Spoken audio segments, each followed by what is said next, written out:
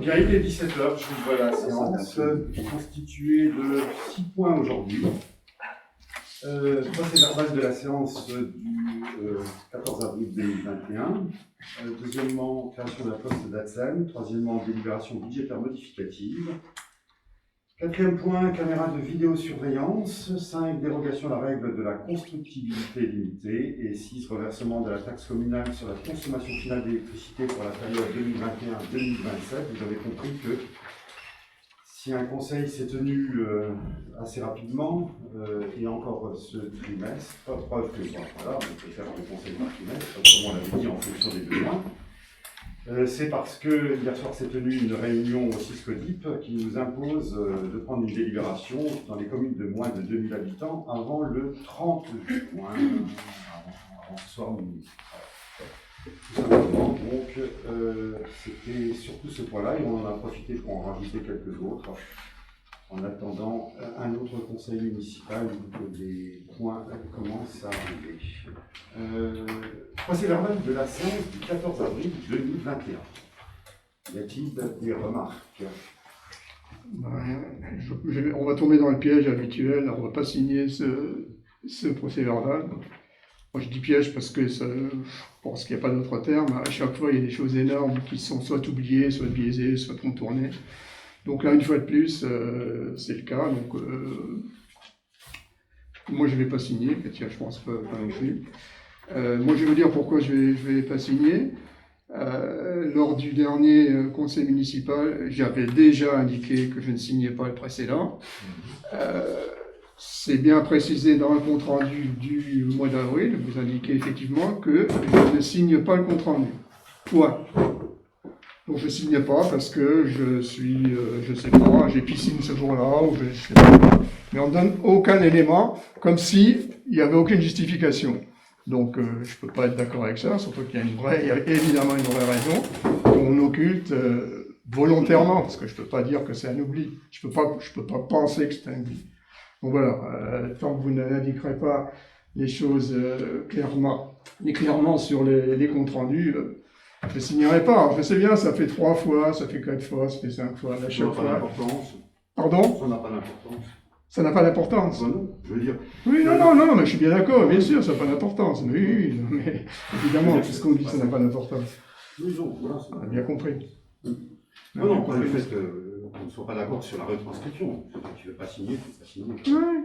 Pas de souci. Non, mais c'est que votre transcription n'est pas conforme, c'est ça le problème.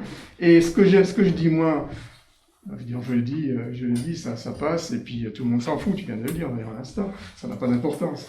Et en l'occurrence, quand même, ça ne figure jamais dans les comptes rendus au final, on ne le met jamais. Donc à chaque fois, c'est des petites choses, mais à chaque fois on en rajoute. Donc voilà, encore une fois aujourd'hui. Vous ne signez pas. On ne signera pas. Alors ce que je comprends quand même mal, c'est que vous faites ce que vous voulez là en gros. Vous mettez ce que vous voulez pas mettre, ce qui vous arrange pas, vous ne le mettez pas. Donc c'est moyen quand même. Oui, bon, je veux dire, c'est bien comme d'autres, la moyenne, c'est déjà pas mal. Hein? C'est tout ce que tu as comme réponse. Tu m'avais habitué à un peu plus de...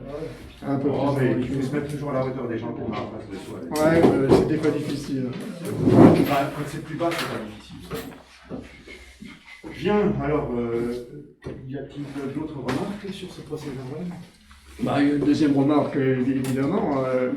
Katia est intervenue pour donner sa version des faits. Vous indiquez que chacun campe sur ses positions, sauf que sa position, elle n'est pas transcrite dans le compte-rendu, une fois de plus. La fois d'avant, Mme Auclair avait dit que Katia ne voulait pas, soit sur la commission. Ça, c'est bien transcrit. La réponse de Katia, on dit qu'elle a répondu, point. C'est comme moi, lorsque on dit que je ne signe pas, point. On arrête là. Est-ce qu'on a donné notre point de vue à nous non plus? On n'en parle pas non plus. Si, bien sûr.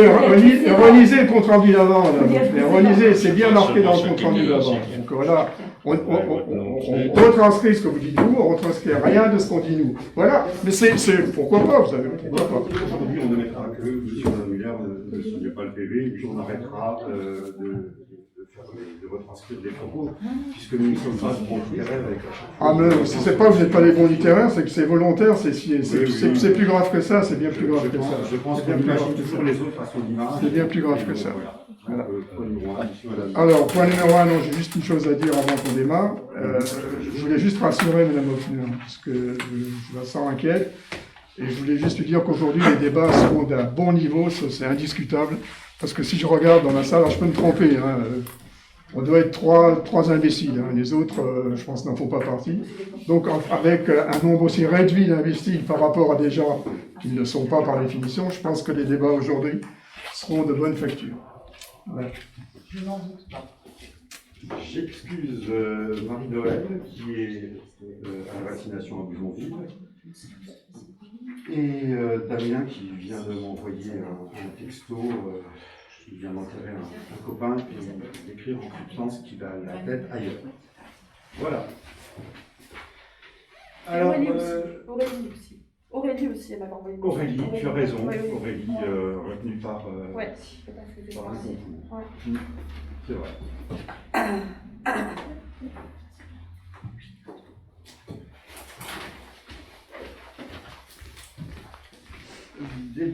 Création d'un poste d'acteur.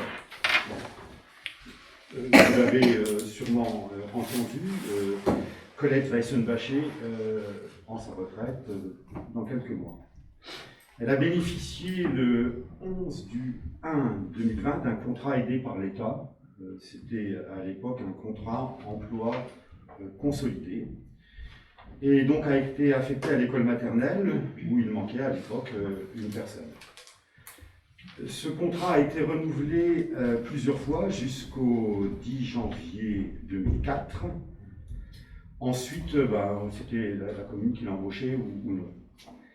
Elle a bénéficié d'un contrat au niveau de la commune, donc à partir du 11 janvier 2004, sur ce poste d'aide maternelle jusqu'au 31 du 8 2021, date de son départ en retraite, le 1 du 9.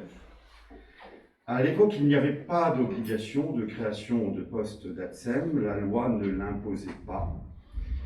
Mais dorénavant, il faut qu'une personne qui s'occupe. Je parle sous ton contrôle, Oui, hein, c'est ça, Frédéric, c'est bien tu ça, peux ouais. rajouter des choses. Ouais.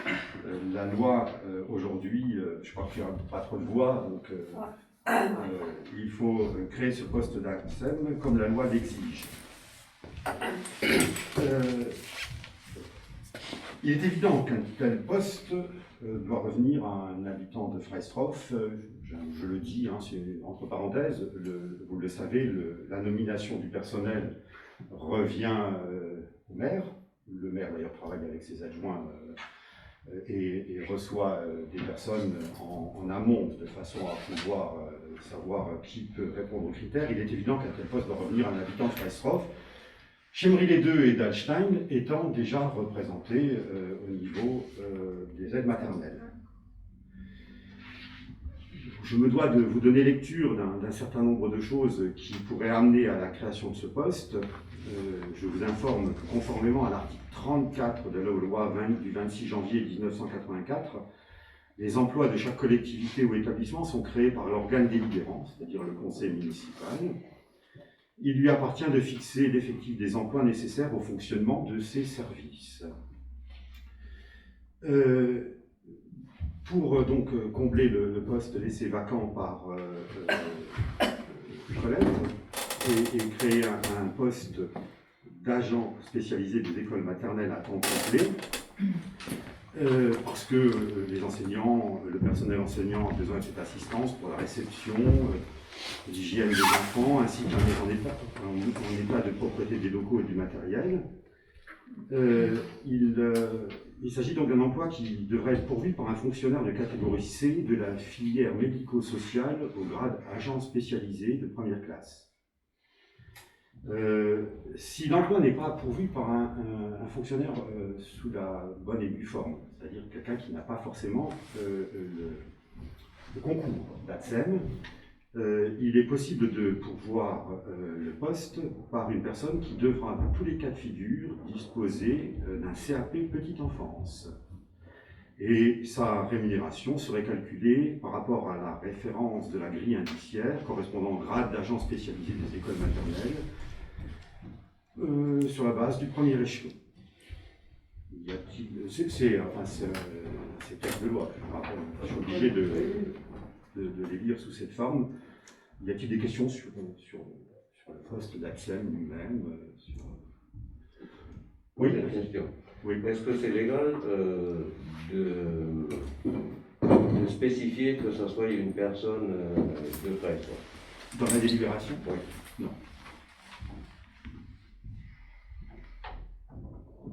C'était d'ailleurs une introduction que j'ai faite. Ouais, pourquoi? Tout simplement parce qu'effectivement, à Pressoff, on a un périscolaire. Et dans ce périscolaire, il y a une personne qui a donc tout ce que tu viens d'énumérer. Et elle est encore à cette heure-ci embauchée à Thionville. Et elle m'a contacté pour effectivement demander sa mutation à ce poste-là. C'est pour ça que je demande est-ce que c'est légal de spécifier que ce soit une personne de... Dans la délibération, non. Voilà. Et ce ne sera pas noté dans la délibération. De toute façon, il y a une déclaration de vacances qui sera faite. Les personnes seront reçues par Frédéric et le choix en question, in fine, sera bien entendu du ressort du maire à la fin. C'est le conseil municipal qui crée les postes et c'est le maire qui les approve. Voilà. Y a-t-il des questions autres? Non. Donc, ce que je vous propose, c'est d'adopter cette proposition, de modifier le tableau des emplois en conséquence et d'inscrire au budget les crédits correspondants. Ils le sont déjà, puisque en remplacement de la personne qui s'en va, la rémunération elle sera légèrement d'ailleurs inférieure au départ, puisque la personne démarre au premier échelon. Brut, je crois qu'il y a une centaine d'euros de moins au démarrage. C'est ça. À titre informatif, et vous êtes en droit de le savoir, une personne brute gagne 1565 euros 13 dans le cadre de ce type de poste. Donc, pour l'adoption de cette proposition, la modification du tableau des emplois en conséquence, l'inscription des budgets, au budget des crédits correspondants, y a-t-il une opposition? Une abstention? Merci.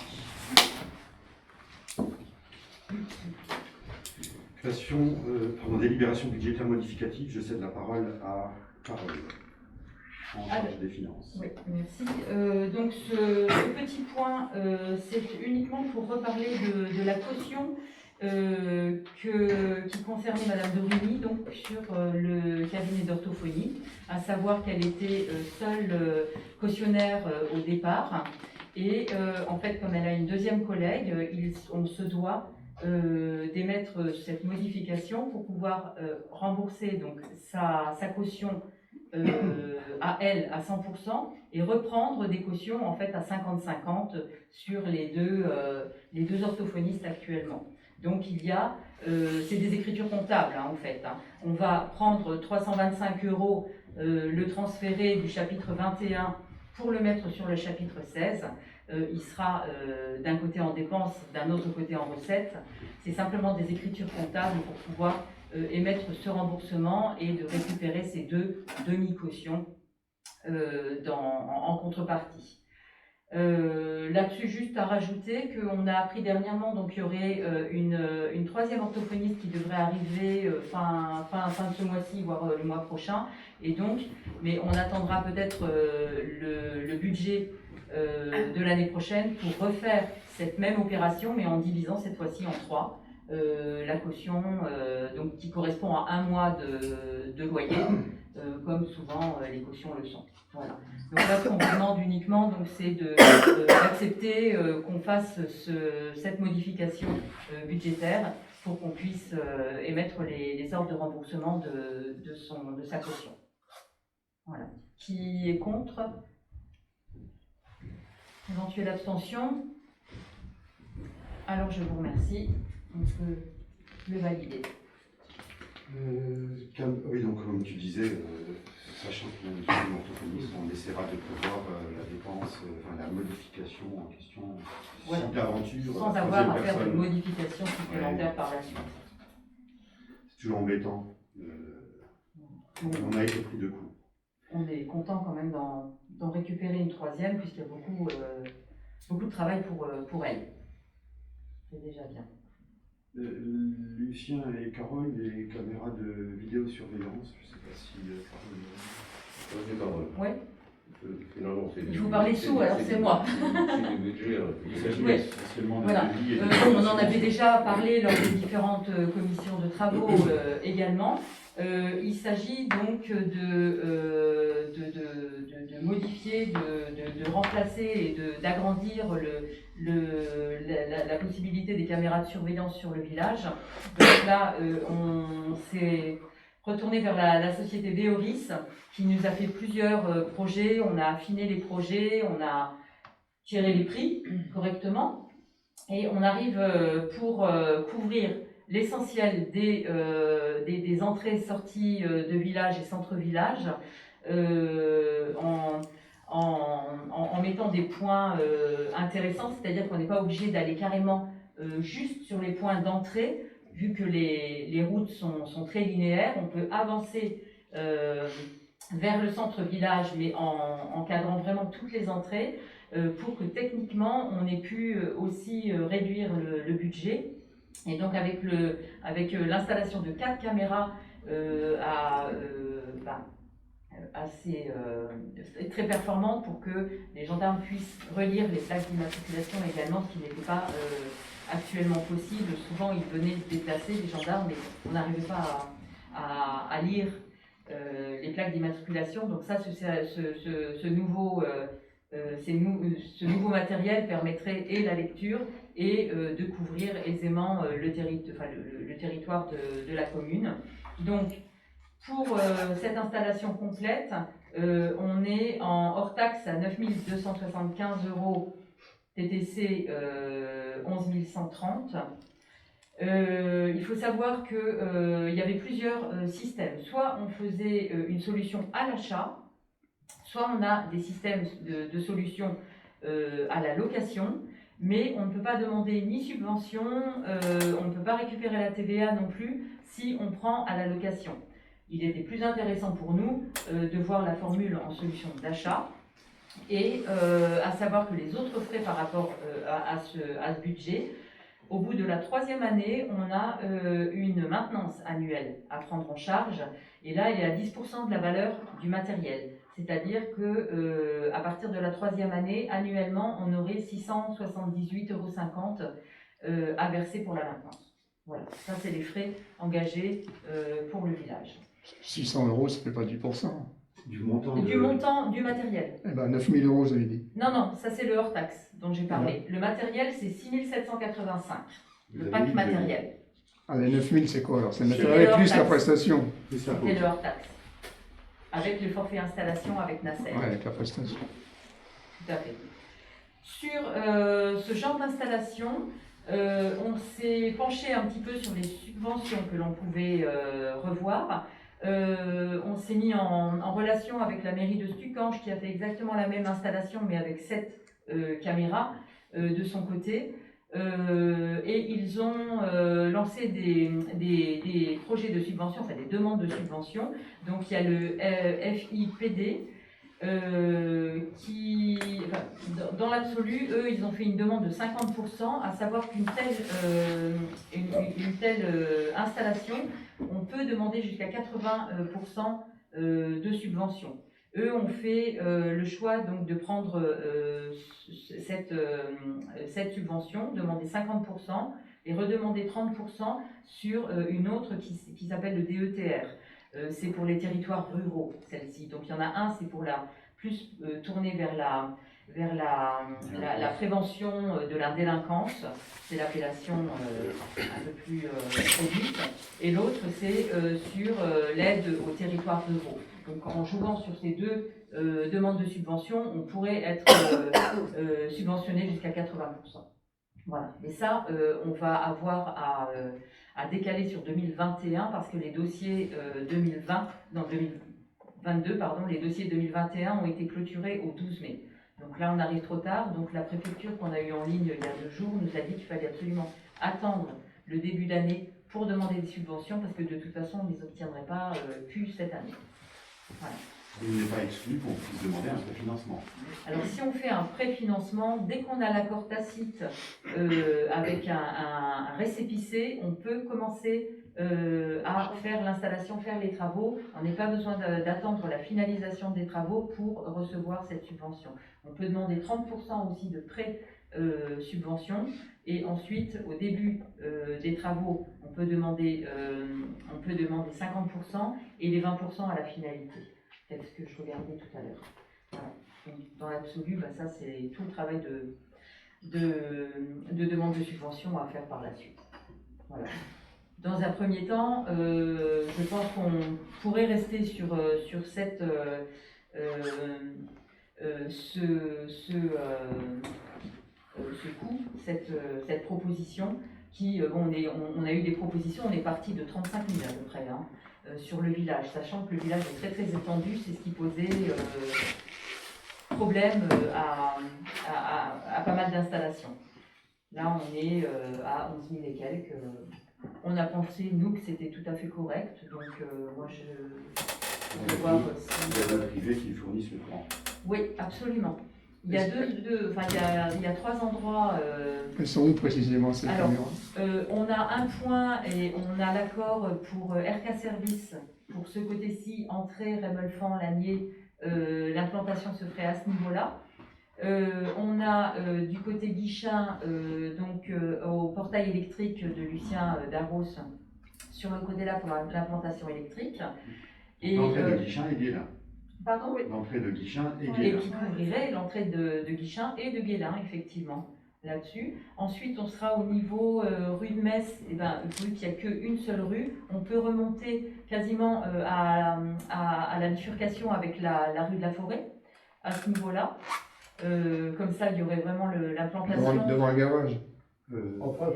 en face, un petit peu En plus face du haut. garage, c'est pour ça. On a eu le terrain du Raoul. Là. Oui, il Robert Lepage, j'avais Mm. mis. Et le quatrième, on se planterait sur la mairie, Il n'y a pas de doigt de la mairie. à la patte doigt de la mairie. Il n'y a pas de doigt de la mairie. Si. Entre la rue de la rue de la Fontaine La rue de Thionville. et la rue de Thionville. Donc ici, là. Et l'implantation En électrique. remplacement de la caméra qui est déjà actuellement ou c'est en Remplacement. en remplacement. Donc il n'y a rien en haut rue de Thionville. Disons que Non, c'est une question. l'intérêt c'est de gérer les Non, mais c'est entrées et une les question. sorties du village. Oui, Il n'y a pas de caméra à l'entrée rue de Thionville. sur le haut, non. Sachant que quand on arrive ici, c'est qu'on est passé par là-haut. Ouais. À moins d'arriver par les champs, mais Ouais. voilà. C'est ce à quoi on a conclu pour pouvoir être au plus juste financièrement et au mieux à l'écoute des conseils des gendarmes, etc. Voilà, donc s'il n'y a pas d'autres questions, je vous propose donc d'adopter ce devis donc pour un TTC de 11 130 €. Est-ce que quelqu'un est contre? Qui s'abstient? Alors c'est adopté. C'est qui le prestataire? Vous l'avez peut-être dit, mais j'ai pas. Oui, Veoris, pardon. Comment? La société Veoris Technologies. Ah ouais. Le devis a été envoyé par mail, je Oui. Il faut une délibération aussi pour solliciter les subventions. Absolument. Oui. Est-ce qu'on le fait sur ce conseil-ci? Ah oui. Oui. D'accord. Donc là, effectivement, pour l'obtention des subventions que l'on va demander, il faut qu'on ait une délibération de conseil pour valider cette demande et que ce soit donc inscrit et on a un extrait, un exemplaire du compte rendu du conseil municipal à fournir avec également toutes ces demandes. J'avais un exemplaire d'ailleurs de la délibération En réalité, après avoir accepté le devis, il faut un plan de financement. Et dans ce plan de financement, au regard de ce que tu as dit, on va solliciter 50% sur un organisme, 30% sur l'autre, et puis éventuellement rajouter si on peut obtenir le préfinancement. Voilà, il faut qu'on le note. Donc là, j'ai une copie un extrait de délibération du conseil municipal de la commune de Stucange, sur l'exemple duquel on s'est appuyé, pour l'installation d'une vidéoprotection et demande de subvention FIPD. Donc on a tous les articles de loi, etc. Donc avec les présents, les excusés. Donc je ne sais pas, est-ce que je fais passer la copie ou quelqu'un veut éventuellement lire la... Non.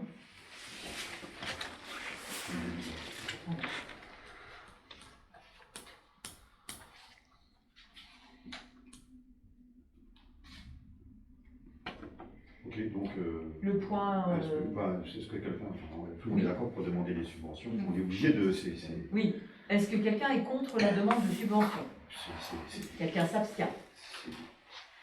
Quelqu'un a gagné au loto et veut donner de sa poche. Pourquoi pas? On n'a pas le choix, hein. Voilà. C'est très formel, mais il faut le faire dans ce sens. D'accord. Donc je vous remercie et donc on demandera des subventions pour la prévention de la délinquance et la sécurisation des espaces publics ruraux. Dérogation à la règle de la constructibilité limitée, c'est le point numéro 5. Ça fait suite à une demande de Scholtis Mandi qui a déposé un certificat d'urbanisme au niveau de la rue de la Forêt, dans le prolongement du terrain de Christian Corps, juste au-dessus. La DDT a rendu un avis défavorable et cette opération est non réalisable au motif qu'on est situé en dehors des parties urbanisées de la commune. Il considère que ce chemin, qui n'est qu'une servitude située entre Christian-Corps et la parcelle en question, fait une sorte de limite entre la zone urbanisée et celle qui ne l'est pas. Il faut savoir que de plus en plus, parce qu'il y a eu, et j'ai encore eu Antoine ce matin au téléphone, il y a effectivement eu un certain, on l'a reçu d'ailleurs il y a quelque temps en mairie sur le sujet en question, il y a eu un certain, et il le reconnaît, il y a eu un certain nombre d'abus qui ont été faits sur les terrains agricoles, qui sont devenus constructives au détriment de l'activité agricole, voire même forestière. Donc, contact a été pris avec la DDT et à Metz, où on s'est déplacé, et à Sarreguemines, où on a des dossiers. Et Madame Melette nous écrit en substance, comme vous l'avez mentionné lors de notre dernière communication, vous avez la possibilité de prendre une délibération au titre de l'article, Au revoir, au titre de l'article L111.4, qui sera soumis à l'accord de la CDPE. NAF, Commission départementale de préservation des espaces naturels et forestiers. Donc, je vous ai transmis le texte sur Légifrance. Le point numéro 4 dit que les constructions ou installations sont autorisées en dehors des parties urbanisées de la commune, celles qui sont considérées comme telles par les services instructeurs, les constructions ou installations sur délibération motivée du conseil municipal. Celui-ci considère que l'intérêt de la commune, en particulier pour éviter une diminution de la population communale, le justifie. On peut dire que voilà, on dit un enfant pour les écoles ou pour d'autres raisons avec lesquelles on va constituer cette délibération, mais surtout rajouter que cette construction ne nuit pas à l'activité agricole et forestière. Si cette commission à laquelle on enverrait une délibération pour demander la levée de la constructibilité limitée en motivant après le conseil municipal. Si la commission donne un avis favorable, la DDT suit. Voilà. C'est ce qu'il faut savoir. Donc, c'est très simple, la question. Alors, il ne s'agit pas de le faire n'importe comment. Je pense que là, on voit bien qu'on est dans la continuité du bâti existant et qu'au final, ça ne pourra pas aller beaucoup plus haut puisque les bâtiments agricoles, enfin l'installation est classée et qu'il y a au minimum, alors je ne sais plus si c'est 50 ou 100 mètres, bon, une certaine distance devra être respectée. Je pense qu'on est vraiment en limite au-delà Seul l'agriculteur lui-même pourrait éventuellement construire pour ses besoins, mais bon, Vincent a déjà construit sa maison un peu plus haut. On a pris le clutch, on a mesuré, on s'est rendu compte qu'il y avait une possibilité de placer la maison pour respecter les distances, donc c'est pas le bâtiment agricole qui va gêner. Ce que l'on peut faire, c'est, sans prendre trop de risques et sans dire on va étendre démesurément de ce côté-là, c'est prendre une délibération pour dire voilà, ben nous on souhaite malgré tout que dans la continuité du bâti existant, on puisse mettre une maison d'habitation à cet endroit. Après, la commission d'agriculteurs en question prendra une décision qui pourra permettre ou non la suite de l'instruction du dossier de Mandy. Je vois si ça vous paraît incohérent. Moi, ça me paraît logique de dire voilà. Alors, c'est vrai que les choses évolueront par la suite avec le PLUI. Frédéric, tu le confirmeras. Oui.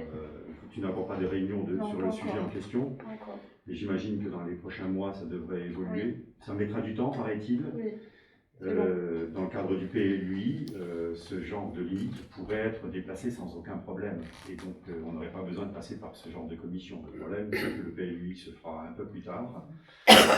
Et que si on veut avancer, permettre à Mandy d'avancer sur ce dossier, il serait judicieux qu'on lui donne un petit coup de pouce en prenant cette délibération pour la levée de la constructibilité limitée. Alors, je ne sais pas, vous avez des questions? Non. Bon, quelqu'un s'oppose, ça se tient, donc à l'unanimité, elle sera contente qu'on s'occupe de son dossier et qu'on essaie de le faire aboutir. Le point essentiel de cette séance fait suite à une réunion du CISCODIP hier soir. Le CISCODIP, c'est le syndicat intercommunal de suivi de la concession de la distribution publique d'électricité.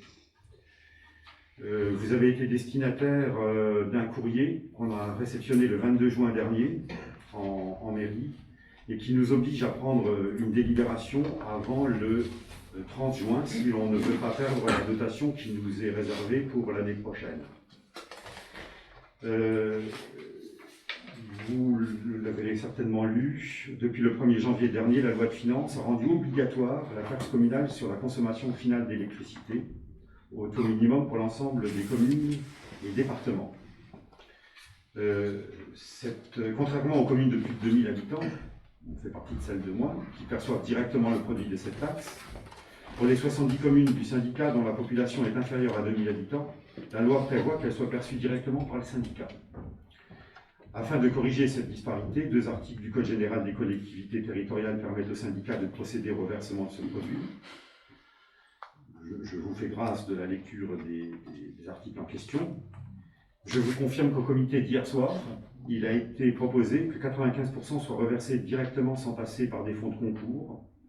Ce taux définitif représentant la contrepartie des frais de gestion, de recouvrement, de reversement et de contrôle. En réalité, il a été décidé hier soir que 95% seraient reversés aux communes et que 5% seraient mis dans une forme de cagnotte pour des travaux que les communes de moins de 2000 habitants pourraient être réalisés afin de leur attribuer des subventions relatives à l'amélioration de leur éclairage public ou parfois l'éclairage de Noël dans le cadre d'une redevance R2 et ce genre de choses. Donc 95% seraient reversés à la commune et 5% dans le cadre d'un fonds de concours. Contrairement à, en fait, tu as discuté avec le maire de Gomelange. Oui, tout à fait. Eux, ils font partie donc, du CISCODIP, mais du côté Boulet, qui s'appelle je ne sais plus comment. Et eux, le syndicat garde tout. Et c'est uniquement, ils attendent les demandes de subvention de X ou Y communes pour redonner en fait cet argent. Mais les communes qui n'ont pas de projet, du coup, payent pour les autres en fait. Donc c'est un petit peu plus démocratique, on va dire. Le principe là est pas mal parce qu'on a quand même une rétrocession face ou non des appels de subvention, des travaux. Donc on est pas mal lotis en fait. Hein. Moi, je trouvais ça un peu bizarre, mais en fait, en discutant avec d'autres, les autres n'ont droit à rien en fait. Donc, Oui, hormis de les subventions, s'ils les demandent. Mais les villages qui ne font pas de travaux ne perçoivent rien. Alors que tous, même si là on ne fait pas de travaux, on perçoit quand même ces 5%. Et ça revient à une somme assez rondelette quand même sur une année. Hein. Ouais. Cette année, on était dans les 12 000. 10 870 cette Ouais. année, j'allais le dire, Dans le tableau 16 des- 000 l'année prochaine et 23 000 en 2023. Ouais. Alors, il faut savoir que jusqu'à cette délibération du 30 juin, le premier trimestre nous a déjà été versé directement aux un peu plus de 2 000 euros, du coup, hein, le quart de la somme en question. J'imagine que le deuxième trimestre sera encore versé directement à la commune et qu'à partir de la délibération prise par le CISCODIP qui met en application sa fameuse loi, le reversement se fera à hauteur seulement de 95%. Alors le montant inscrit, c'est moins 5% hein, du coup, hein, puisque c'est ce qui sera retiré de l'ensemble pour les travaux subventionnés par les communes. Vous avez reçu une délibération type. Alors, il était important, hein, ce conseil municipal se devait de se tenir aujourd'hui. La date limite fixée était le 1er juillet, enfin le 30 juin. Faute de quoi la dotation de l'année prochaine était perdue pour la commune. Donc, je pense que ce soir, un maximum de communes sur le secteur sont en train de délibérer sur le sujet. C'est tenté qu'ils soient bien informés. Ils se sont informés. On a reçu ce courrier, informés. Frédéric nous a Ouais. ramené nous a amené d'autres précisions. Ouais. Et bon, est-ce que tout le monde réunira le conseil ou pas? Dans tous les cas, forcément, une délibération sortira de cette journée. Ce que nous, on ne pourrait pas s'amuser à faire. Donc l'an 2, etc. Donc, je rappelle au conseil municipal que le syndicat intercommunal de suivi de la concession d'électricité, etc. Je rappelle que le CISCODIP hier soir a décidé de reverser 95% de cette taxe. Conformément aux dispositions de l'article L susvisé, permet de reverser par le syndicat à une commune membre une fraction. Enfin, vous l'avez lu, hein, je pense qu'il ne faut pas forcément revenir là-dessus. Alors, approuve le reversement de 95%. Si on dit approuve le reversement, mais à hauteur de 100%, on n'est pas dans le cadre de la délibération du CISCODIP et je pense qu'il faudra redélibérer derrière. On est un peu mis devant le fait accompli à plein de niveaux dans ce domaine. Et voilà, ce que je vous propose, c'est simplement d'entériner la décision d'hier soir, faisant en sorte que l'on puisse, pour le deuxième semestre et les années qui viennent, à savoir jusqu'en 2026, percevoir cette taxe sans avoir à redélibérer. Alors ne me demandez pas si ça génère une augmentation des taxes pour les particuliers, du prix pour le particulier, je ne connais pas les modalités de calcul, je sais que ce sont les fournisseurs, je pense que ce sont les fournisseurs qui doivent reverser ce type de taxe pour, on va le dire, l'entretien Oui, c'est ça. des réseaux dans les communes. C'est ça. Hein. C'était ça le but du CISCODIP. Pardon? C'était ça le but du CISCODIP. Oui, d'accord, mais je veux dire, la taxe en question, est-ce que ça génère une augmentation? De toute façon, aujourd'hui, la question n'est même pas là, c'est de se dire, ça nous embête tous que éventuellement ça génère une augmentation de nos factures. Le problème, c'est que si on ne délibère pas, cet argent reste dans les caisses du CISCODIP, qui, donc, de toute façon, est prélevé quelque part et ne nous serait pas reversé. Ouais. Voilà, je vous propose donc de délibérer dans le sens de la délibération qui vous a été transmise, tout simplement, étant entendu que ça fait quand même de beaux montants, 50 000 euros par exemple, cumulés 21, 22 et 23. Ça ne fait que compenser des petites pertes que l'État, une partie des pertes que l'État au niveau des diminutions de dotation. Est-ce que quelqu'un s'oppose? S'abstient? À l'unanimité, merci beaucoup. Y a-t-il des questions? Sur d'autres sujets ou sur ce sujet-là? Sur ce sujet et sur d'autres, puisque la délibération a été prise. Ok. Moi j'ai une ou deux questions, mais c'est hors ordre du jour, donc je ne sais pas si c'est le moment, je ne sais pas si... Bon, on peut y aller. On peut mettre un petit set divers. Bon, on écoute. On a voté ici il y a quelque temps l'acquisition d'un tracteur Oui. que vous avez pris en Alsace, je crois bien. Bon, je ne suis pas tous les jours dans le village, mais je ne le vois pas beaucoup. Est-ce qu'il est là? Est-ce qu'il n'est pas là? Est-ce qu'il va venir? Est-ce qu'il ne vient pas? Alors, il est arrivé, mais il est reparti. Bonne question. Je prends sous le contrôle de Francis et de Lucien. C'est un tracteur qui a roulé au fioul avant de venir et qu'on a mis au GNR. GNR. Oui, je sais, gaz non routier. Gasoil Non routier. non routier. Et il se trouve que le passage de l'un à l'autre a bloqué la pompe. Le GNR est beaucoup plus agressif que le feu. Et ça c'était fait pour... Vous avez passé, je ne comprends pas techniquement, je ne suis pas technicien, vous avez fait ça pourquoi? Vous l'avez passé au GNR pourquoi? C'était C'est une obligation. parce que vous étiez obligé. C'est la loi, sinon il ne peut pas aller sur la route. D'accord? C'est un tracteur qui a roulé essentiellement dans un haras. Et dans un haras, on peut rouler Au fioul. Au fioul. au fioul, c'est ça. Oui, c'est ça. Oui, c'est exactement ça. Oui, donc ça, le fait de l'avoir passé au GNR, ça a créé un problème mécanique, on va dire. Oui, un tout petit problème sur la pompe. Le Le système est resté bloqué dedans. resté bloqué. Et seul un dieseliste pouvait intervenir. Ça là, j'ai pas compris. Un dieseliste. Ah. Donc retour dans 10 jours. C'est ça? Oui, il est démonté, ils sont en train de le remonter. Voilà l'explication que j'ai eue. Donc il est reparti en Alsace pour l'instant. D'accord. Deuxième question? Deuxième question, tout à fait. Les chenilles processionnaires, donc si j'ai bien compris, vous avez dû faire appel à une société pour traiter ce problème dans le village. Est-ce qu'on peut savoir ce qui a été fait, ce qui reste à faire, comment ça s'est passé et où? Je cède la parole à Francis. On a traité des points qui ont été repérés, qui étaient pas mal pollués. Il y en avait route de Metz, à côté Oui. de la ferme Scholtus. C'est le long de la route? À l'arrière, Oui. à l'arrière. On a fait la rue de la À Forêt. côté de chez Pyromanie. J'ai- Pyromanie. Ancienne maison Artenstein. Après, on a fait rue de la Forêt. Toujours sur du Dans terrain la public. montée. Hein. Après, Oui, les je sais. chaînes. Ouais. On a fait de l'air de jeu, il y avait aussi un chêne qui était Ouais, tombé. ouais. Il y a quelques privés qui en ont profité pour le faire, qui naturellement ont payé. Donc vous l'avez proposé à des privés pour dans Et le la plus même. grande- Et la plus grande zone de traitement a été rue de Guénin. Parce qu'il y a la forêt qui longe la route, et puis tous les chênes étaient affectés. Je reviens juste. Donc, le passage, Ok. c'était il y a un mois. Ils sont passés 2 fois. Et ça repassait pour la deuxième fois La semaine dernière. la semaine dernière.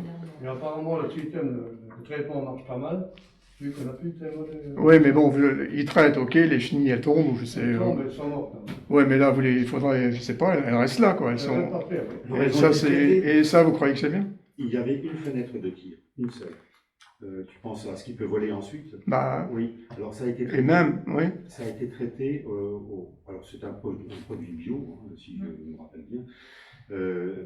En fait, sans souci pour la nature, c'est peut-être à ça que tu fais allusion. Ah, bah, je cherche à comprendre, hein, je ne Ouais. sais pas ce qui a été fait. Et donc, aujourd'hui, ce serait trop tard. Il y avait, Il faut que je parle plus fort, il je y avait comprends. qu'une seule fenêtre de tir dans une période donnée. Ça a été un peu retardé du fait du temps pluvieux du Oui, mois vous avez fait le temps. de mai. Et ça a été fait dans une période où, en agissant sur elle, ce qui allait être par terre n'était pas nuisible, on va dire, ou ne créait pas de soucis. C'est sûr, ça, parce que là, j'ai un gros doute, quoi.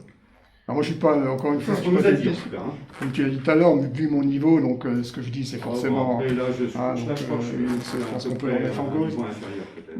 Parce que tu t'es peut-être renseigné avant, mais là, j'ai Donc, voilà, je cherche à comprendre. c'est bien. C'est bien. C'est bien de chercher à comprendre. Nous, on essaie de comprendre aussi. En tout cas, il a fallu agir pour la sécurité de notre population. Il n'en demeure pas moins qu'il reste encore un ou deux chaînes dans du privé. On a appris ça tout récemment. Justement, je vais revenir sur le privé. Vous avez proposé à des privés, c'est très bien, hein, je ne contestais pas ça, mais est-ce que vous avez communiqué là-dessus? Parce que les privés, je pense qu'ils l'ignorent, qu'ils ne l'ont jamais su, et qu'ils auraient peut-être pu en bénéficier. Il y a le panneau pocket, il y a des choses. Je pense que ça aurait été pertinent de le faire savoir à ce moment-là. C'était une première année, une année test en fait, hein, sur le produit, sur le résultat. Et on y pensait et on en parlait en même temps que la personne se déplaçait sur le village. On en a parlé parce qu'il y a plusieurs personnes effectivement qui sont venues vers nous pour demander s'il était possible d'aller vers leur chaîne à eux. Et on s'est posé la question avec l'ouvrier communal Francis de savoir si dans la prochaine gazette et sur Panneau Pocket, on n'inviterait pas les gens à se faire connaître avec un bulletin de participation comme dans la gazette il y a pour le bois, de faire un bulletin en disant si vous voulez vous inscrire, vous avez tant d'arbres, on donnera les tarifs à l'arbre, à la surface. Et qu'on proposerait donc cette possibilité d'avoir le tarif communal pour traiter les particuliers. Et là, on reviendrait, donc si on fait la gazette en fin d'année, pour une action en avril-mai, ce serait pas mal, comme ça les gens s'inscrivent, nous on sait exactement le potentiel qu'on a sur la commune et on réserve les personnes et la société PEV, donc c'est eux qui sont venus là. On attend un recul de quelques mois pour savoir vraiment l'efficacité avant de lancer le projet. Et là, on ferait une ouverture à toutes les personnes qui souhaiteraient s'inscrire sur cette solution. Voilà. Il faut savoir que la personne qui faisait nous a bien dit que lui, son but, c'était pas d'éradiquer complètement les chenilles, parce que les chenilles sont quand même la base de nourriture des mésanges. On a fait toute une action sur l'implantation pour attirer le plus de mésanges possible, donc avec l'implantation des nichoirs, et il faut leur laisser une nourriture. Donc il faut éviter la prolifération à tout va de ces chenilles urticantes, mais en laissant potentiellement une petite base comme nourriture aux mésanges. Voilà. Donc lui, il était dans le donnant-donnant pour que ce soit bien. Il nous a bien respécifié, donc le produit, c'était à base de bacilles, et donc c'était aucunement agressif pour la nature, pour les mésanges. Voilà. Donc effectivement, proposer ça à toute la population, c'est dans les tuyaux. Il vaut mieux ça que d'asperger l'arbre et de mettre le feu après, c'est quand même un être vivant. Ouais, ça aurait été bien de proposer ça par le panneau pocket. C'est que le panneau pocket, il est. Alors j'entends bien, attendez, j'entends bien la gazette, ok, vous le proposez à tout le monde.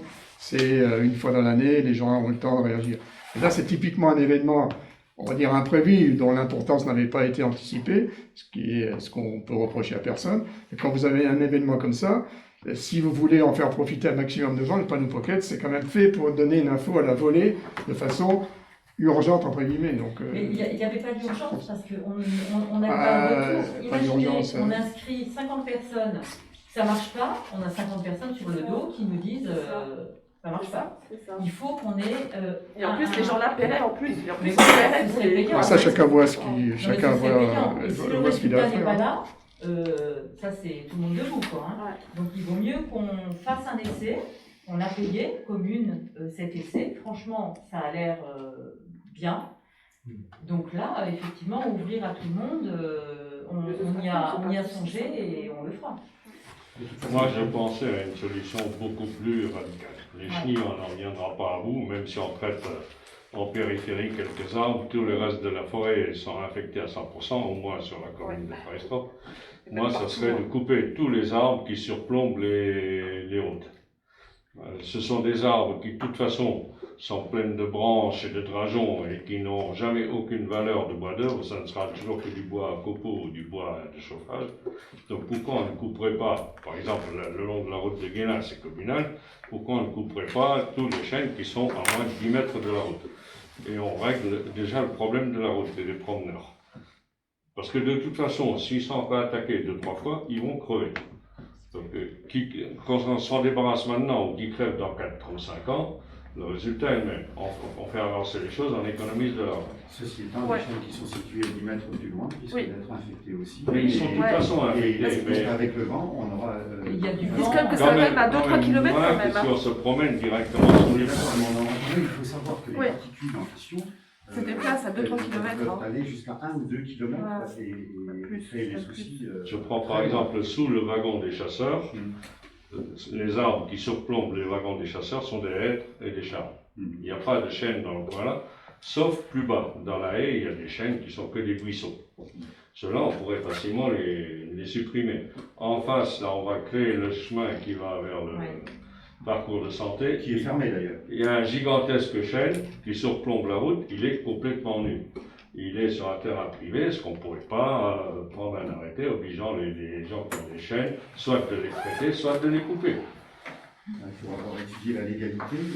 En parlant de ce genre de situation, possibilité ou non, on a rencontré il y a un bon mois 2 agents de l'ONF qui nous disent qu'ils sont en train de préparer le plan d'aménagement de la forêt pour les 20 ans à venir. Oui. Et qu'ils vont venir Et il en termine commission fin juillet. au mois d'août, je pense. Ils travaillent dessus au mois de juillet, ils vont venir au mois d'août. On invitera la commission des travaux et la commission de la forêt à la présentation de ce plan d'aménagement où ce type de réflexion pourrait être faite parce qu'en fait elle ne sera pas faite individuellement, elle sera faite en collaboration avec Je poserai la question à ce l'ONF. moment-là. Oui, je pense que ce serait intéressant. Donc ce sera certainement dans la dernière quinzaine d'août, puisque en septembre, je pense qu'on sera obligé de délibérer sur le plan d'aménagement de la forêt. Ouais. Ouais. Il Donc, s'agira personne de ne- définir quels sont les travaux et comment on les envisage pour entretenir et garder dans un très bon état notre forêt. dont personne ne connaît vraiment l'avenir, puisque sur la forêt de Villers, il y a 2100 hectares qui sont impactés et 250 hectares qui seront rasés dans les 3 mois. Parce que les chênes, les hêtres meurent de chaud plus que de sec, donc il y a 250 hectares qui vont être rasés cet été. Et à terme, c'est les 2100 hectares de la forêt de Béfé qui vont être rasés. Pas dans 20 ans, hein, dans les 3-4 ans à venir, parce que les arbres, toutes espèces confondues, meurent. Je l'avais Mais constaté. Hein? Ça tue bien. Oui, je l'ai constaté en 2018 quand j'ai mis les hêtres crèves, on m'a pris pour un illuminé. Et puis là, on y est, déjà la partie haute va être coupée cet été, 250 hectares. Donc on imagine le coût du cours du bois qui va être complètement en question, c'est même pas ce qu'on va en faire de tout ça, parce que si c'est à Villers, c'est aussi ailleurs. Hein, Il va falloir reboiser. Et, mais non, mais justement, ils savent pas. et l'idée de l'ONF, c'est Proposer des justement de baobabs. travailler sur les essences. Ouais, il faut sur changer les les essences, faut changer les essences. qu'on trouve un peu plus Ouais. au sud de nos régions, de façon à... Mais tout ça, c'est que à titre d'essai, hein, les essences qui sont maintenant testées en jardinerie, en plantation, mais on ne sait pas du tout comment ça va réagir. On en saura plus, André, lors de la réunion d'information en question, ou de présentation. Ils donneront les idées qu'ils pensent avoir. J'ai discuté avec des gens qui sont responsables de l'ONF. Vraiment, ils n'ont aucune certitude. Mais ils ne savent pas, effectivement. Ils n'ont aucune certitude. De toute façon, le plan, c'est une proposition et c'est un plan à long terme, de façon à entrevoir le point d'entretien de notre forêt, mais c'est un plan aussi évolutif et qui s'adaptera en fonction Des situations, de L'évolution du climat. Ouais. Ouais. Mais c'est bien pour les 20 ans qui viennent, qui Oui, sont, on en a déjà parlé. qui sont en train de travailler là-dessus. Voilà. D'autres questions? Moi, j'en reviens toujours avec les sapins de M. Dour. Oui. Je l'ai croisé avant-hier. Oui. Alors, je ne sais pas qui lui a parlé de quoi. Il m'a dit, c'est pas la peine de faire une mise en demeure, ça ne changera rien. D'accord. Et il m'a dit, j'ai contacté des entreprises que je lui ai envoyées aussi. Oui. Personne n'est intéressé par les couper. Mhm. Donc, il a dit, pour l'instant, je les coupe moi-même. Mais il a 80 ans, il m'a dit, ça va pas aller vite. Alors, j'ai dit, il faut que tu te fasses aider. Mhm. Ben, même s'il faut que tu payes, hein, parce qu'il y a 11 familles qui habitent au bout, il y a des gens qui télétravaillent, qui ont besoin de la fibre, il y a aussi les poneys qui se promènent sur la route. J'ai dit c'est une grosse responsabilité, c'est un accident. Et puis, donc il m'a dit qu'il commençait à couper lui-même, mais quand on le voit, on voit bien qu'il n'a plus la force physique pour le faire. Et j'ai croisé Deppenweiler, j'ai oublié son prénom, qui habite à Anzin, qui est marchand de bois. Patrick. Patrick. Donc je lui ai dit voilà, on va voir vraiment et vous pouvez peut-être vous arranger pour les couper. Et il m'a dit oui, je vais aller le voir, j'ai pas trop voulu m'en mêler. Et peut-être que hier il a été voir sur place. C'est intéressant, et Francis, toi tu as des contacts avec lui peut-être, non? Non, mais ce que je veux dire, c'est que peut-être que c'est un peu. C'est Patrick, hein? Bon, maintenant ça fait 1 an que je vous ai alerté là-dessus, il faut qu'on avance. Il y a un arbre qui est tombé il y a 3 semaines, mais il est tombé à l'intérieur. À notre coup, ils vont tomber sur la route. Et c'est vrai que Patrick est intéressé par ce genre de choses. Mais il ne le fera certainement pas gratuitement parce que ce bois ne vaut plus rien. Actuellement, les bois sont secs. Avec le temps qu'il fait, ils se gorgent d'eau, ils prennent du poids et ils cassent. Encore hier soir, j'étais à 10 h devant la maison, dans la forêt communale, il y a un arbre qui est tombé. Il n'y avait pas de vent, il n'y avait rien du tout. C'est des bois morts, se chargent d'eau, ça leur donne beaucoup de poids et puis la structure du bois avec l'eau se modifie et puis sans raison, il craque. Voilà, le problème est entier. Mais il y a une porte qui s'ouvre. Bah, j'en sais trop rien, hein. Ça dépend maintenant de la bonne volonté, il faut suivre l'affaire, c'est tout.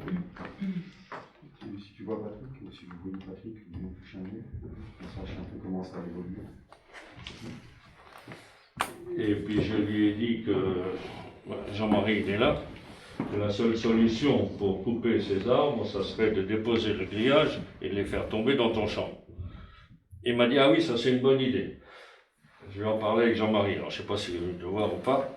Ben ça, Jean-Marie, prendra la parole en conseil. Voilà. Comme ça, il est déjà informé. Ok. D'autres points à soulever? Sinon, je vous souhaite un bon été. Regardez si vous partez. Et on se au mois de septembre.